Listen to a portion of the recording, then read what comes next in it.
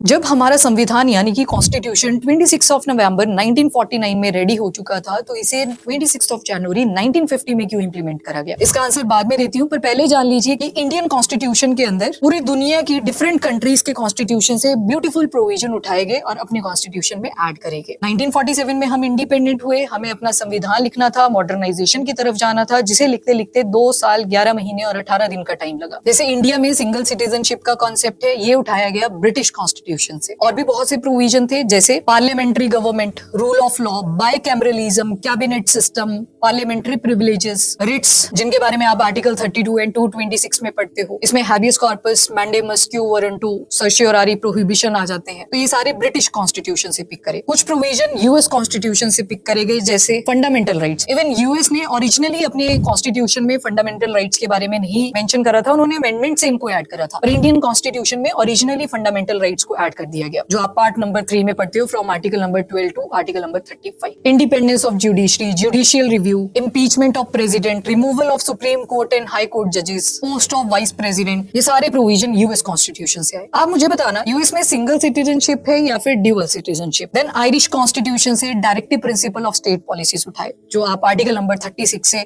Article number 51 के अंदर पढ़ते हो। जो नॉन जस्टिसेबल हैं, सिर्फ स्टेट को गाइडलाइन प्रोवाइड करते हैं कि कैसे सोसाइटी का वेलफेयर हो सकता है। और प्रेसिडेंट के इलेक्शन का मेथड भी आयरिश कॉन्स्टिट्यूशन से पिक करा गया। इंडिया में कोजाई फेडरल सिस्टम है, यानी कि मेन हैंड सेंटर का रहता है। ये जो स्ट्रॉन्ग सेंटर है, ये कॉन्सेप्ट कैनेडियन कॉन्स्टिट्यूशन से पिक करा गया। रेजिड्यूरी पावर, ये भी कैनेडियन कॉन्स्टिट्यूशन से ही ऐड करेंगे। जैसे आप यूनियन लिस्ट पढ़ते हो, state list, then concurrent list, जो उनके अंदर मेंशन नहीं होती वो रेजिड्यूरी लिस्ट के अंदर मेंशन होती है। ऑस्ट्रेलियन कॉन्स्टिट्यूशन से concurrent list, joint sitting of 2 houses of parliament के बारे में पिक करा गया। वाइमर कॉन्स्टिट्यूशन ऑफ जर्मनी से suspension of fundamental rights during national emergency pick करा गया। जब आर्टिकल 352 इंपोज होता है तो उस टाइम पे फंडामेंटल राइट्स सस्पेंड होते हैं। सोवियत यूनियन के कॉन्स्टिट्यूशन से फंडामेंटल ड्यूटीज और आइडियल ऑफ जस्टिस के बारे में पिक करा गया। फ्रेंच कॉन्स्टिट्यूशन से liberty, equality and fraternity pick करेंगे। एंड मोस्ट इंपॉर्टेंट आर्टिकल 368, जहां पे कॉन्स्टिट्यूशन के अंदर अमेंडमेंट्स करी जाती हैं, ये साउथ अफ्रीकन कॉन्स्टिट्यूशन से पिक करा गया। अब जब कॉन्स्टिट्यूशन 26 ऑफ नवंबर 1949 को रेडी था, पर इसे इंप्लीमेंट करा गया 26 ऑफ जनवरी 1950 में। रीजन था पूर्ण स्वराज। 1930 में हमने यही डेट डिसाइड करी थी कि 26 जनवरी 1930 को हम पूरी तरह से पूर्ण स्वराज्य हो जाएंगे। उसी चीज को याद रखते हुए आगे भी कॉन्स्टिट्यूशन को 26 ऑफ जनवरी 1950 में इंपोज करा गया। 26 ऑफ नवंबर वैसे तो लॉ डे की फॉर्म में सेलिब्रेट होता था, पर 2015 से ministry of social justice and empowerment ने डॉक्टर BR अम्बेडकर साहब को ट्रिब्यूट देने के लिए बोला कि इसे हम नेशनल कॉन्स्टिट्यूशन डे की फॉर्म में सेलिब्रेट करेंगे। तभी 26 ऑफ नवंबर को कॉन्स्टिट्यूशन डे सेलिब्रेट किया जा रहा है।